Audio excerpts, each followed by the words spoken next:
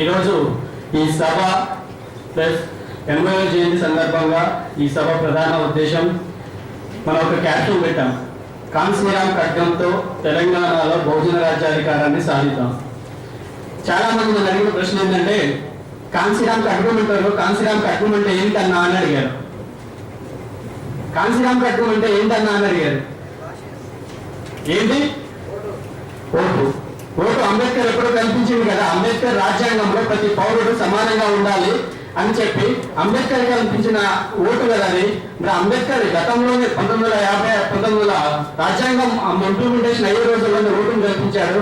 కానీ ఇంతవరకు ఆ ఓటు అనేది ఎటుపోతుంది వినియోగించుకుంటూ వస్తూనే ఉన్నారు కదా. అంబేద్కర్ ప్రవేశపెట్టాడు కదా ఓటు అని చెప్పి కొంతమంది నాకు వాదించారు.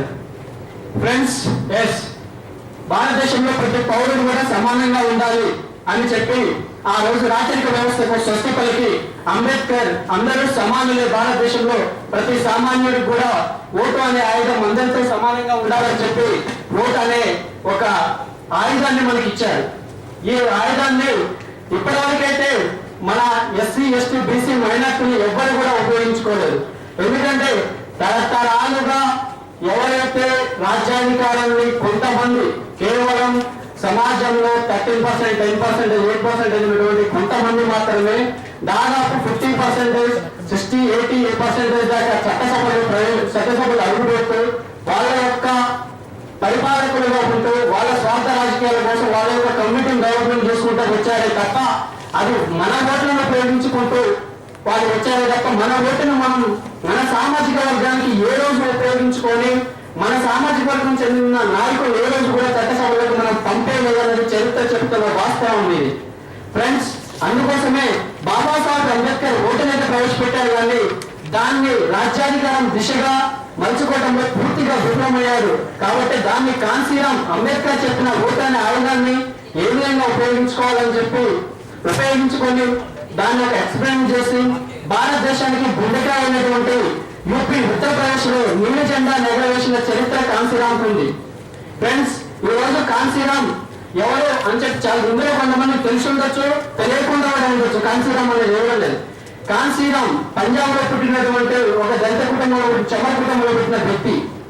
ఆయన తన ఉద్యోగానికి ఒక సైంటిఫిక్ ఉద్యోగిగా పనిచేస్తున్న క్రమంలో ఆ రోజు అంబేద్కర్ చనిపోయిన రోజున వాళ్ళకు సంబంధించిన సంస్థలో సెలవు దినం ప్రకటించకపోవడం, దాని నుంచి ఒక ఉద్యమం రావటం, తర్వాత అందులో ఉన్న ఎస్సీలు కొంతమంది వివక్షతను ఎదుర్కోవటం, జాబ్ నుంచి తీసేయటం, వీటన్నిటి మూలంగా అసలు అంబేద్కర్ ఎవరు అంత ముందు కూడా తెలియని సందర్భంలో అంబేద్కర్ ఎవరు అని చెప్పి తన ఫ్రెండ్ ద్వారా తెలుసుకొని కుల నిర్మూలన అనే చెప్పి ఒక బుక్ ని చదివి తాను కుల నిర్మూలన బుక్ ద్వారా ఇన్స్పిరేషన్ అయ్యి కాన్సీరాం గారు, ఎస్, ఈ రోజు నాకు వ్యక్తిగతంగా నేను వివాహం చేసుకోను, వ్యక్తిగత సంపాదన ఉండదు, నా జీవితం మొత్తం నా జాతి కోసమే నా జాతి కోసమే నేను త్యాగం చేస్తానని చెప్పి మరి ఒక ఉద్యమం పంతా నుంచి ఒక రాజకీయ అజెండాగా మలుచుకొని తన ఓట్లను మలుచుకొని యూపీలో నీలి జెండా ఎగరేసిండు. అదేవిధంగా దాన్నే భారతదేశం ఎర్రకోటపై నీలి జెండా ఎగరేయాలని చెప్పి తన కళగా ఉంది. కానీ అది నిరటికి కూడా నెరవేరలేదు. అది నెరవేరాలి.